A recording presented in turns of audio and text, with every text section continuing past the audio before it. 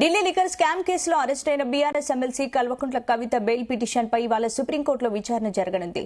ED, CBI కేసులో Delhi high court ఇచ్చిన ఆదేశాలను సవాల్ చేస్తూ కవిత దాఖలు సుప్రీంకోర్టును ఆశ్రయించారు. ఈ పిటిషన్ను justice B R Gavai, justice K V విశ్వనాథ్లతో కూడిన ధర్మాసనం విచారించనుంది. ఢిల్లీ మాజీ ఉప ముఖ్యమంత్రి మనీష్ సిసోడియాకు సుప్రీంకోర్టు బెయిల్ మంజూరు చేసిన నేపథ్యంలో ఎమ్మెల్సీ కవితకు కూడా బెయిల్ దక్కుతుందని బీఆర్ఎస్ శ్రేణులు భావిస్తున్నాయి. ఈ నేపథ్యంలో కవితకు బెయిల్ దక్కుతుందా లేదా అన్న విషయంపై సర్వత్రా ఆసక్తి నెలకొంది.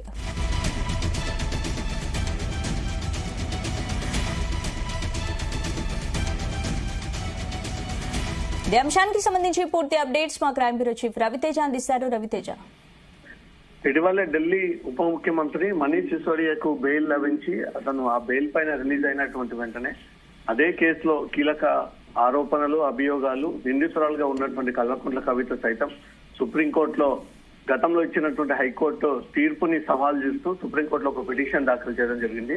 కవిత దాఖలు చేసినటువంటి పిటిషన్ మరి కాసేపట్లో సుప్రీంకోర్టులో విచారణకు వచ్చేటువంటి అవకాశం ఉంది. విచారణ సందర్భంగా ఖచ్చితంగా తమకు బెయిల్ లభిస్తుంది అనేది మాత్రం కవిత తరపున న్యాయవాదులు, బీఆర్ఎస్ క్యాడర్ అంతా కూడా ఈ రోజు ఆశాభావం వ్యక్తం చేస్తూ ఎదురు చూస్తా ఉన్నారు.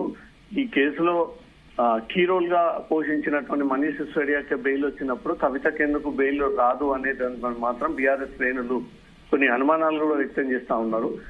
ఖచ్చితంగా మనీష్ సిసోడియా పాత్ర కంటే కూడా కవిత అంత పెద్ద పాత్ర పోషించలేదు, తను కేవలం మీటింగ్ మాత్రమే అరేంజ్ చేసింది అనే దానిపై కూడా ఈ గ్రౌండ్స్ అన్ని కూడా ప్రిపేర్ చేస్తూ న్యాయవాదులు ఇప్పటికే ఈ బెయిల్ పిటిషన్ లో ఈ అంశాలన్నీ కూడా పొందుపరచడం జరిగింది. కవిత గతంలో అనేక సార్లు వ్యక్తిగత విషయాలు, కుటుంబ సభ్యుల వివరాలు, తన ఆరోగ్యపరమైనటువంటి అంశాలు, హెల్త్ కండిషన్స్, ఇవన్నీ గ్రౌండ్స్ ని కోర్టు ముందు తీసుకొచ్చినప్పటికీ కోర్టు అవేవి కూడా యాక్సెప్ట్ చేయకుండా, అవన్నీ పరిగణలోకి తీసుకోకుండా ప్రతిసారి తన బెయిల్ ని రిజెక్ట్ చేసుకుంటా వస్తా ఉంది. డిఫాల్ట్ బెయిల్స్ ని సైతం 2 సార్లు రిజెక్ట్ చేసిన, 3వసారి కవితనే నేరుగా డిఫాల్ట్ బెయిల్ పిటిషన్ ని విత్డ్రా చేసుకున్నట్టు కూడా కోర్టు ముందు ఆ విషయాన్ని తెలియజేయడం జరిగింది.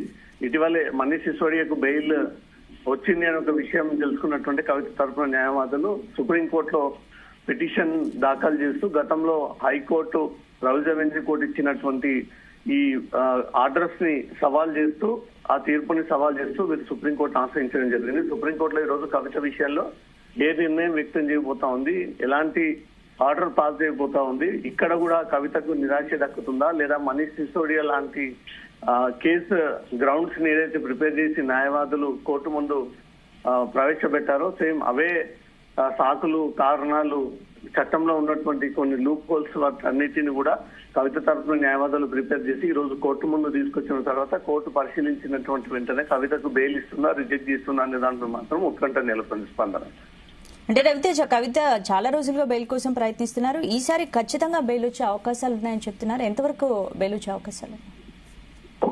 ఈ కేసులో ఒక నిందితుడు ఒక్కొక్క రకమైనటువంటి పాత్రలు పోషించారు కాబట్టి మనీష్ సిసోడియా కేవలం ఢిల్లీలో ఉన్నటువంటి అధికార పార్టీ ముఖ్యమంత్రి ఈ జీవోని ఎలా అమలు పరచాలి, ఎలా వివిధ రాష్ట్రాలకు ఈ మద్యాన్ని సరఫరా చేయాలి అనే దానిపై కూడా మనీష్ సిసోడియా, అరవింద్ కేజ్రీవాల్ లంచం రూపంలో వీళ్ళందరి దగ్గర నుంచి కూడా డబ్బులు తీసుకున్నారన్న ఒక అభియోగాలు ఒక పక్కన ఉంటే, కవిత ఏకంగా తెలుగు రాష్ట్రాలకు చెందినటువంటి వ్యాపారవేత్తల్ని, ఫార్మా వ్యాపారుల్ని, రాజకీయ నాయకులని, తనతో ఉన్నటువంటి బినామీలని, రియల్ ఎస్టేట్ వ్యాపారులను అందరినీ కూడా సమకూర్చి దాని ద్వారా దాంట్లో పెట్టుబడులు పెట్టించి అధికంగా డబ్బులు వస్తాయంటూ కూడా వారికి ఆశలు కల్పించి కవిత ఈ రకమైనటువంటి ఒక కుట్రకు తెరలేపింది అనేదే దర్యాప్తు సంస్థలు తనపై మోపినటువంటి అభియోగాలు. కాబట్టి మనీష్ సిసోడియా పాత్ర కంటే కూడా కవిత పాత్ర కీలకం అనేది కూడా గతంలో నుంచి కూడా charge sheet, supplementary charge sheet వాదనల విషయంలో కూడా కోర్టు బలంగానే వాదించుకుంటూ వస్తా ఉన్నారు దర్యాప్తు సంస్థల న్యాయవాదులు. కవితకు బెయిల్ లభించిందంటే ఇమీడియట్ గా మిగతా నిందితులంతా కూడా బెయిల్ కోసం ప్రయత్నాలు చేస్తా ఉన్నారు. ఇంకా దీంట్లో చాలా మంది నిందితులని, అనుమానితులని అరెస్ట్ చేయాల్సి ఉంటుంది. ఈ క్రూషియల్ టైంలో బెయిల్ ఇవ్వకూడదు అంటూ కూడా అనేక సార్లు దర్యాప్తు సంస్థలు కోర్టు ముందుకు వెళ్లి కోర్టు ముందు ఈ వాదనలు వినిపించినటువంటి వెంటనే కోర్టు దర్యాప్తు సంస్థల తరఫున వాదనలు విన్న తర్వాతే కవిత బెయిల్ పిటిషన్ ఎప్పటికప్పుడు రిజెక్ట్ చేసుకుంటా వస్తా ఉన్నారు. ఈసారి సుప్రీంకోర్టులో వేసినటువంటి బెయిల్ పిటిషన్ మనీష్ సిసోడియాకు ఇచ్చినటువంటి బెయిల్ ని దృష్టిలో పెట్టుకునే కవిత కూడా బెయిల్ వస్తుంది అంటూ మాత్రం వీరంతా కూడా ఎదురు చూస్తా ఉన్నారు. మరి కాసేపట్లో కోర్టుకు రీచ్ అయిన తర్వాత ఎలాంటి నిర్ణయాన్ని వ్యక్తం చేయబోతా ఉన్నది మాత్రం ఎదురు చూస్తా ఉన్నారు. స్పందన. Right, thank you Raviteja.